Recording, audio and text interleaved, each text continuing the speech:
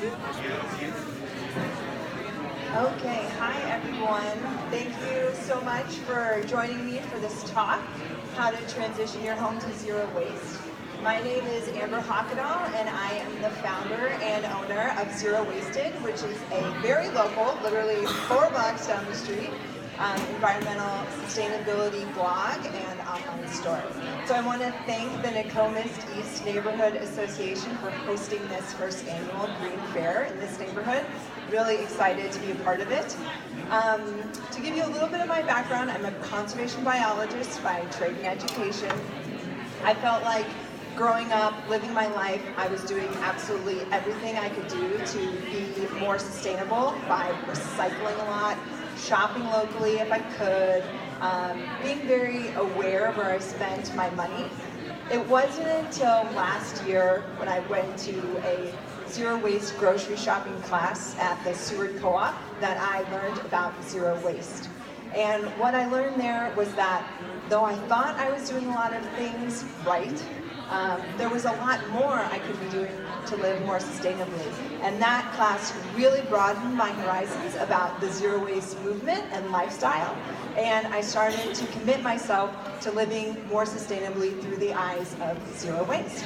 So what we're going to talk about is a little bit about the lessons I learned from that, and hopefully you can get some really great information that you can implement in your own lives to be more sustainably, to live more sustainably. And if you have any questions, you can ask them as we're going, or we'll have a little bit of time at the end. So, why live more sustainably? Zero waste is about decreasing your impact on the environment through creating less waste. So by sending less waste to the landfill and or incinerators, you're going to do some wonderful things for the environment. Humans have a huge impact on our natural environment, whether it be the soil or the air or the health of our global citizens. So by decreasing what you are sending to the landfill, you're indirectly going to be increasing the health and the prosperity of the environment and the people around you. So who has a guess for how many pounds of trash the average American produces per day? Go ahead. 4.5. Someone has done their research. Yes, you are right. Between 4.3 and 4.6. So think of your house, think of the way you live your life, and imagine 4.5 pounds of trash every day accumulating in your trash can. That is a lot of waste. And not only is that a lot of physical waste, that's a lot of time you're spending purchasing things, then using those things for most likely a short period of time, putting them in your trash can, taking your trash outside, wheeling your trash can to your curb, having waste management pick it up, then taking that to the landfill where it is either buried or incinerated or destroyed. And same with your recycling. It's a whole process. It takes lots of time, lots of energy. So let's talk about your recycling. What happens to your recycling, and why is recycling something that we necessarily shouldn't rely on as an environmental crutch?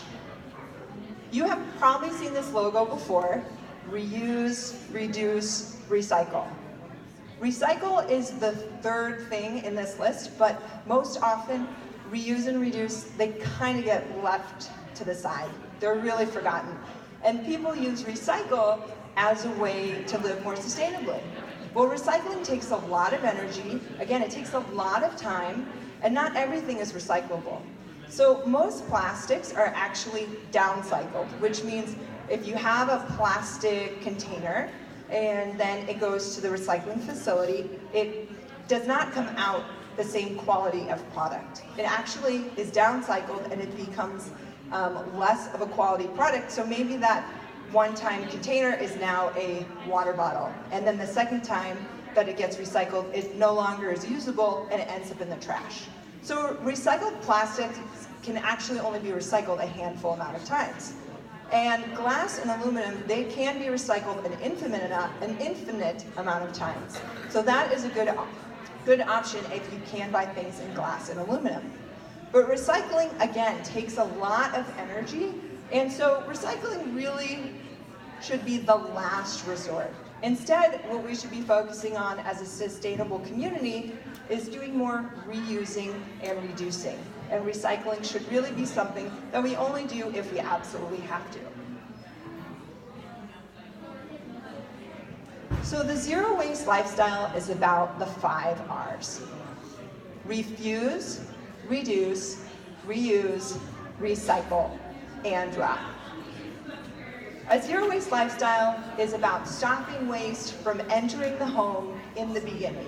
So it's really easy to reduce your waste once you're inside your house, but actually stopping it from entering in the first place, that's really the hardest part.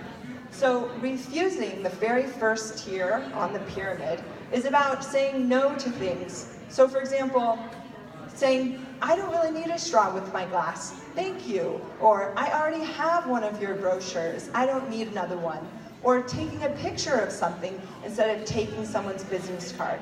Those are all little things you can do to nicely and politely refuse things from entering your home in the first place. I will say refusing is the hardest as it is the least socially acceptable thing to do. I cannot tell you how many conferences I've been at where people are insulted when I don't want their free goodie bag. And I would like to yell back at them, but instead I say, oh, I'm sorry, I'm trying to live more sustainably. And once I say that, they kind of get it. So if people are an active audience, you can explain to them why you don't want their item. But just so you know, it is the hardest thing to do, but it does get easier over time. So once you start doing that and practicing, other people around you will also do the same thing, and it gets easier for you, and you don't feel like you're burdening the person that you're refusing from. Reducing. Reducing is really, really important. Do you really need all those things in your shopping cart when you're out shopping for new clothes? Is it absolutely necessary for you? Could you, instead of going to a store and purchasing things every week, could you decrease the amount you go to that store and to only be there once a month? So it's just about taking what you think you need and trying to pare it down to the basic necessities. Reuse. Purchasing things that you can reuse time and time again. If you have the option to purchase a toy for a child and you could choose between a plastic cheap item or something that's wood, I would highly recommend getting something that's wood as long as it's quality made so you can reuse it time and time again. It's not something that's going to end up in the landfill. So looking at items as a whole, what they're made of, how long they can last, their quality is really, really important. Recycling. We already talked about recycling a little bit. It is an important tool to use in your journey to live more sustainably, but it is something that's pretty far down on the pyramid, and if you can avoid, it's great to avoid. And rot, so composting. Taking the food you are not consuming or unfortunately has gone bad and putting that in your organic bin if you live in the city of Minneapolis and you have that option for it, or you have that option, or putting it in your backyard system. So taking food and making it soil so that we can use it again in our gardens or in your potted plants, etc. So now I'm going to give you some concrete tips that you can use to implement a zero waste lifestyle in your own home. The very first thing I would recommend doing is conducting a trash audit. It's not very glamorous, but it's great because you will learn from looking through your trash what things you're purchasing, what things you're throwing away, and you'll be able to identify areas where you can make behavioral changes in your life so that you're not creating that waste anymore. So after the first 30 days of shopping zero waste and trying to implement zero waste into my life, my husband and my dog and I created what you see here, this waste. So this is 30 days. As you can see, it's almost entirely made of plastic. Many of these items cannot be recycled, so they are automatically trash. So when I looked at this, I picked up each item in my trash can and I thought, what can I do to avoid creating this in the future? And that really helped me determine where I needed to make those changes, where I needed to grocery shop, for example, so that I wasn't creating any waste. And I would do this in each room in your home that has a trash can, because each room will be different. I suggest your bathroom for sure, underneath your kitchen sink, anywhere you have a trash can, I would conduct a trash audit. The second thing I would recommend is to minimize and simplify your life. And for some people, like myself, this is an ongoing journey and very difficult. But this is something that is really, really important because you will realize what are the items I actually can't live without? What do I need and what can I stop purchasing? So some target areas, if you need some motivation, would be your wardrobe. So how big is your wardrobe? Do you have an overwhelming amount of clothes that you don't actually wear? Well, if so, you probably don't need to purchase anything new because you already have too many clothes. And maybe some of those clothes you're not wearing anymore because they don't fit or they have holes in them, so can they be repaired or can they be donated? And you can declutter your wardrobe, which will make it simpler for you in your everyday life to pick out your clothes, but will also mean that you're not dealing with the social or the anxiety that comes with a cluttered space. So you'll actually have more clarity and it'll be less stressful for you to go into your closet and look at your wardrobe. Another area would be your kitchen, and specifically kitchen gadgets. A lot of people have a crock pot and an Instapot and a rice cooker and this and that, and it overflows and it creates stress. Well, if you're not using those things, maybe it's time to donate them. And same with your bathroom and health and beauty. Do you really need eye cream and face lotion and hand lotion and body lotion? Or can you buy at a package-free lotion bar? That's something that you could reuse time and time again until it disintegrates and you don't have any extra waste. So trying to minimize the things you're purchasing and simplifying your life will really, really help you down this path. The next thing I would recommend doing is identifying where you can make zero waste swaps in your life. So what you see here is a picture of some items that I was looking at in my bathroom recently, and I decided that I didn't want to be purchasing items in plastic anymore because, again, plastic is either downcycled and can't be recycled an infinite amount of times, or a lot of types of plastic aren't recyclable at all. So I wanted to eliminate plastic from my bathroom. So the Aveeno lotion bottle was something that I bought a long time ago, finally ran out of, and it's recyclable, but again, plastic, so I didn't want to use that again. So what I swapped it out for is a small glass jar that I can bring to my local co-op that has bulk lotion, which is awesome. I absolutely love it. If you don't have the option of a co-op that has bulk lotion, you can DIY it if you have the time and energy to do that. So you can just search online, how do I make my own hand lotion or face lotion? Or you can go on Etsy. Etsy is a wonderful online resource of people who make home goods and crafts who are expertise at what they do. So you can just go online and you can buy some zero waste lotion that comes in a glass jar. Underneath the Aveeno lotion and a little bit to the right, you can see a deodorant. And so that's a plastic deodorant. I wanted to get away from that. So I swapped it out for the same brand, actually, Schmidt's sells deodorant in a glass container. So I can recycle that once I'm done with it, and I know it's gonna get fully recycled because it's in glass.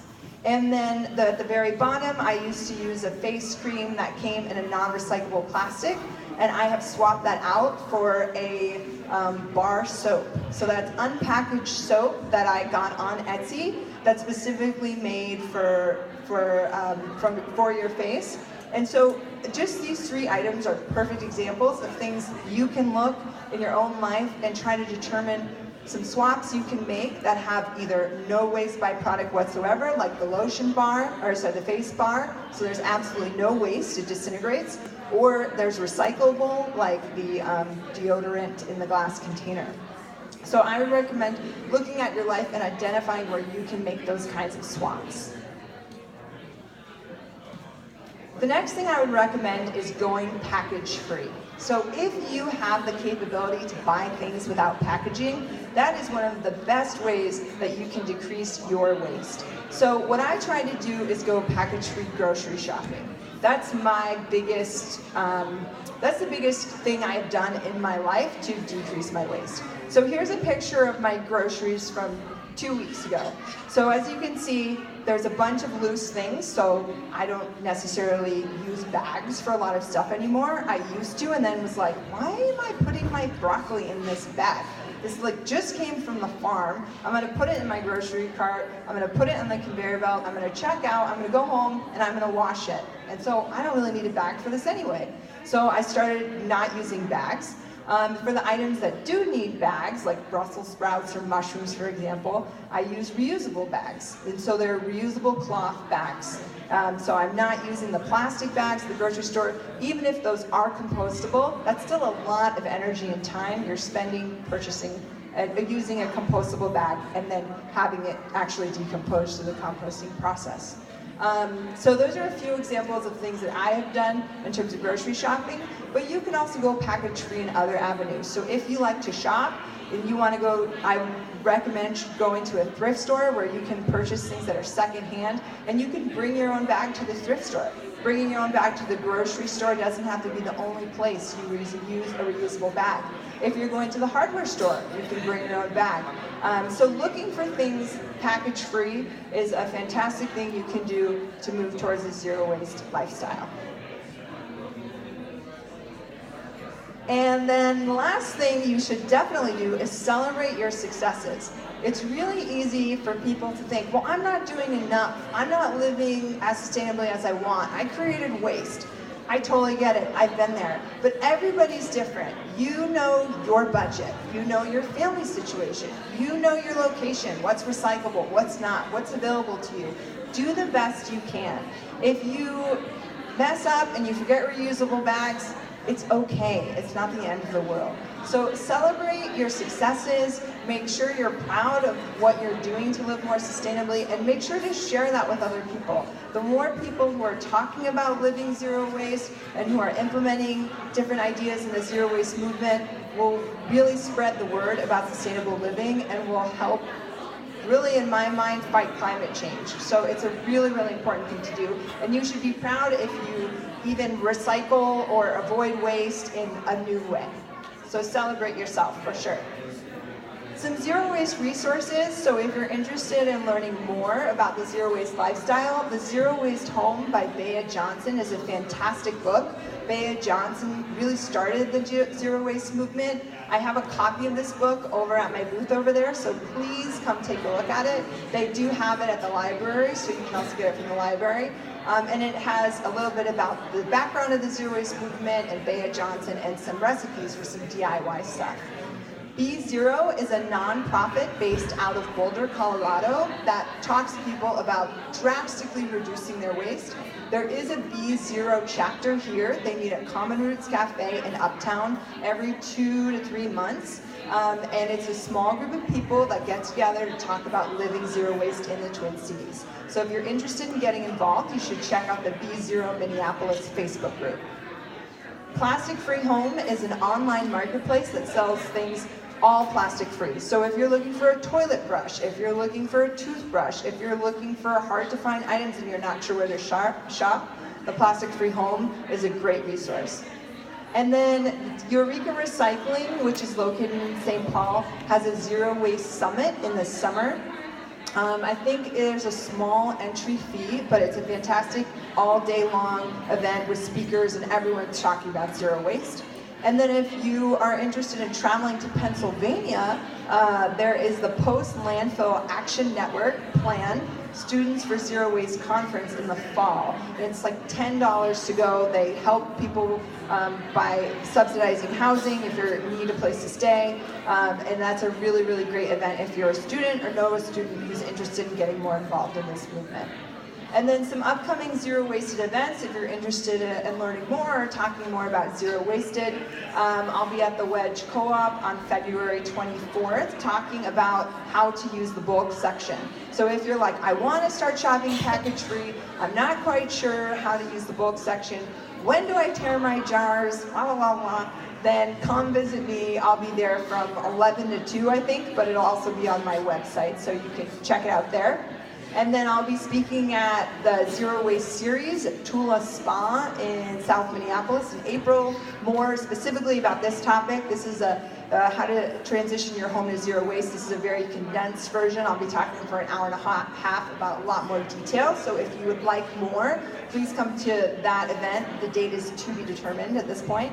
And then if you're interested in talking to other people who are starting in this movement and just want to connect with others, there's an online book club that I started this last month. We're reading The Zero Waste Home, the book by Bea Johnson, this month, and discussion starts February 11th. Again, that's all online, so it's for you to do at your pace and to answer whatever questions you want and participate however much you want. But it's an international audience, so it's going to be really interesting to hear from people in Spain and Pakistan about how they're shopping zero waste or how they're living zero waste and what that's like. So if you'd like to join that book club, you can register on zerowasted.net, my website. And the other part of zerowasted.net is we do have some sustainable living products. So if you're interested in any sustainable living products you see on my table over there, we can talk more about those. Again, I live locally, so I try to make it really easy for people to pick them up if they're interested in purchasing reusable cutlery or bamboo cutlery or reusable food wraps like bees wrap and things like that. So I wanted to open up to questions. I think we've got about 8 or 10 minutes, so if anyone has any questions, I'd be happy to answer them. Okay, well, I will be hanging out over there. If anyone has anything they'd like to discuss, I'd love to meet people who are interested in this movement and this lifestyle, so please come introduce yourself, and thanks so much.